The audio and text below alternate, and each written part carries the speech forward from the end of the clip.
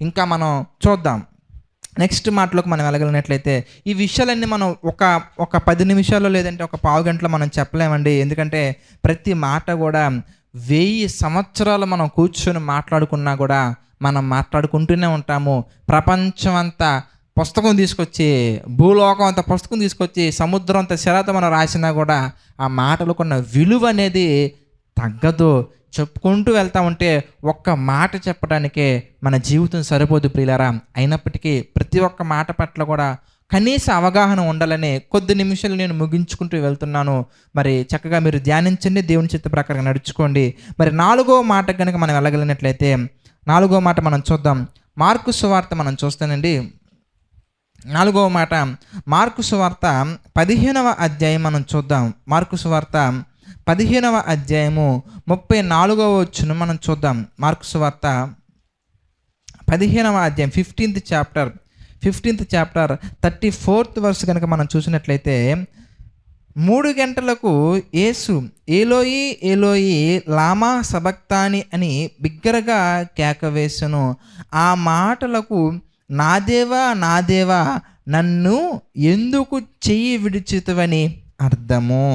ప్రియులారా, ఈ మాటలో మనకి ఏమండి ఎంత చక్కటి ప్రేమ మనకు కనబడుతుందయ్యా అంటే, ఎంత చక్కటి వర్ణన మనకు అర్థమవుతుందయ్యా అంటే, చాలా అద్భుతమైనటువంటి, చాలా మధురమైనటువంటి క్షణాలు మనకు కనబడుతున్నాయి. అయితే ఆ మధురమైన క్షణాలు మనం అనుభవించాలంటే మరణాన్ని రుచి చూడవలసిన అవసరత ఏర్పడింది. సింపుల్గా అర్థమైన చెప్పాలంటే మనకి లూకా సువార్తలో మనకి 15-16 అధ్యాయాల్లో మనకి తప్పిపోయిన కుమారుని గురించినటువంటి ఒక చక్కటి ఉపమానం మనకు కనబడుతుందండి.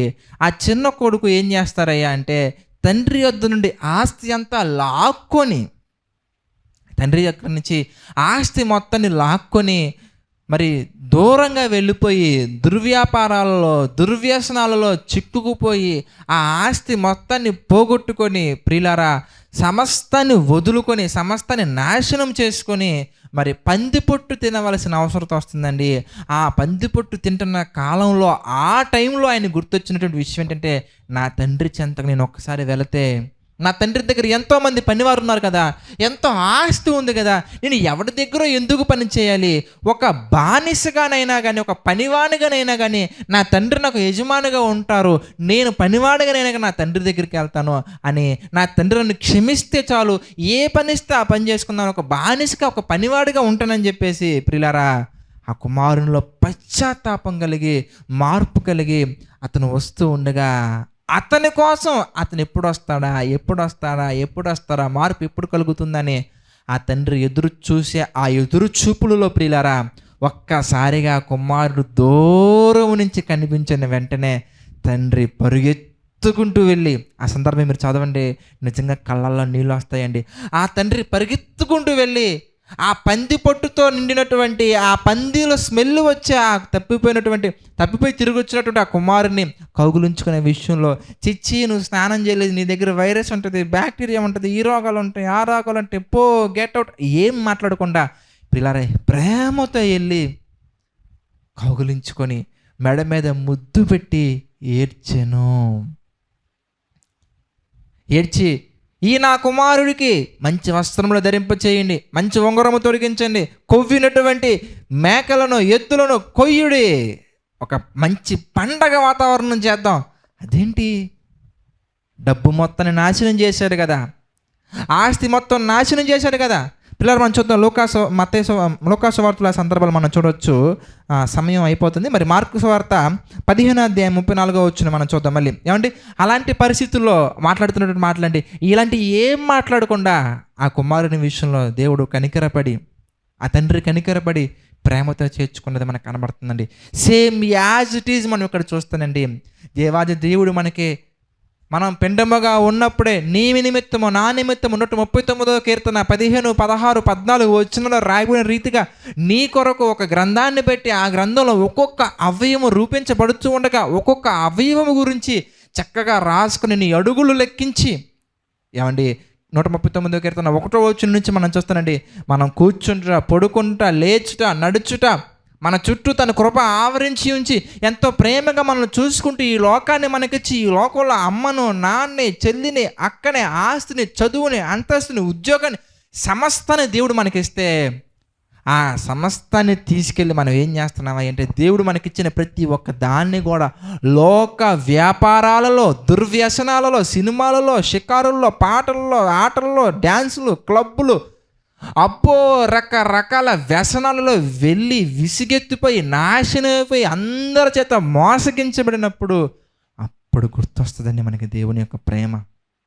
ఇప్పుడు ఒకవేళ గుర్తించకపోవచ్చు, కానీ ఈరోజు ఎవరిని చూసుకొని దేవుణ్ణి కాదని వెళ్తున్నావో ఆ రోజు తప్పిపోయినటువంటి ఆ చిన్న కుమారుడు కూడా వ్యాపారాన్ని చూశాడు, ఆటలను చూశాడు, పాటలను చూశాడు, లోక సంబంధమైన నాట్యాలను చూశాడు, లోక సంబంధమైన ఆశలను చూశాడు. వాటిని చూసి తండ్రిని కాదు అనుకో తండ్రి యొద్ద నుంచి ఆస్తిని లాక్కున్నాడు. ఈరోజు మనం కూడా బంధు ప్రీతిని, ఆ ప్రీతిని, వీటిని కోరుకొని సినిమాలని, షికారులని, స్నేహితుల్ని అందరిని కోరుకొని అందరినీ మనకిచ్చినటువంటి ఆస్తిని మనకిచ్చినట్టు దేవుణ్ణి కాదని పరిగెత్తి వెళ్తున్నావు కదా. అలాంటి నీలో కూడా మార్పు రావాలని దేవుడు ఎప్పుడూ కూడా యెషయా గ్రంథము 65:2 మనం చూస్తున్నాండి. తమ ఆలోచనలను అనుసరించి చెడు మార్గమును నడుచుకొనొచ్చు లోబడనొల్లని ప్రజల వైపు దినమంతయు చేతులు చాపి చూస్తున్నాడని దేవుడి మాట మనకు కనబడుతుందండి. ఆయన పరలోకంలో నుంచి ఎల్ల వేళలా మనల్ని చూస్తూనే ఉన్నారండి. ఆ ఎదురు చూపులు సక్సెస్ అవ్వాలంటే, ఒకవేళ మనలో మార్పు వచ్చినా కానీ ఆ పాపానికి క్షమాపణ రావాలంటే, ఆ పాపానికి ప్రాయశ్చిత్తము కావాలంటే, తాను ప్రేమించినటువంటి ఏకైక కుమారుడు, ఒకే ఒక కుమారుడు అయినటువంటి మరి తన జ్యేష్ఠ కుమారుడైనటువంటి యేసుక్రీస్తు వారు మరణించాలి. ఆయన మరణిస్తేనే, ఆయన రక్తములోనే, యేసుక్రీస్తు రక్తములోనే మన పాపాలకి క్షమాపణ కలుగుతుంది. కనుక పిల్లరా, నీ కోసం నా కోసం దేనిని ఆలోచించకుండా ఆ ఎదురు చూపులు చూసి ఒకవేళ ఎప్పటికైనా ఎప్పుడో ఒకప్పుడు ఏదో ఒక రోజు నీలో మార్పు వస్తుంది కదా. అయితే ఆ మార్పు వచ్చినప్పుడు పిల్లరా,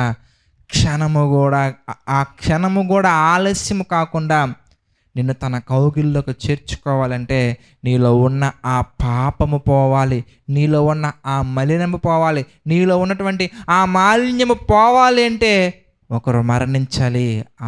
ఆ వ్యక్తి ఎవరో కాదు ప్రియులారా, యేసుక్రీస్తు వారు. ఆ యేసుక్రీస్తు వారిని మరణమునకు అప్పగించి ప్రపంచ మానవాలను రక్షించుటకు దేవుడు తీసుకున్న నిర్ణయం గురించి యేసు ప్రభువు వారు మాట్లాడుతున్నారు. నా దేవా నన్నేలా చేయి విడిచితివి. యేసుక్రీస్తు వారిని కూడా చెయ్యి విడిచిపెట్టవలసిన అవసరం ఎందుకు వచ్చిందయ్యా అంటే, ప్రపంచంలో ఉన్న ప్రతి ఒక్కరు కూడా నశింపక రక్షింపబడినట్లు, నిత్య జీవం పొందినట్లు. అదే విషయాన్ని మనకి ఇక్కడ యేసుప్రభువు వారు తెలియచేస్తున్నారండి. ఇది ఒక రకమైనటువంటి వివరణని మనం ఆలోచించినట్లయితే, ఇందులో నుంచి మనకి మరొక రకమైన వివరణ కూడా మనకు కనబడుతుందండి. అయితే ప్రభు చిత్తమైతే రెండవ రకమైన వివరణ గురించి మనం ఎప్పుడైనా మనం చూద్దాం. ఇది మీకు అర్థమైందని మనస్ఫూర్తిగా భావిస్తున్నాను. మరి నెక్స్ట్ వర్డ్లోకి మనం వెళ్ళగలిగినట్లయితే, ఐదవ మాట మనం గమనించినట్లయితే, యోహాను సువార్త 19వ అధ్యాయం మనం చూద్దాం. యోహాను సువార్త 19వ అధ్యాయం మనం చూస్తానండి.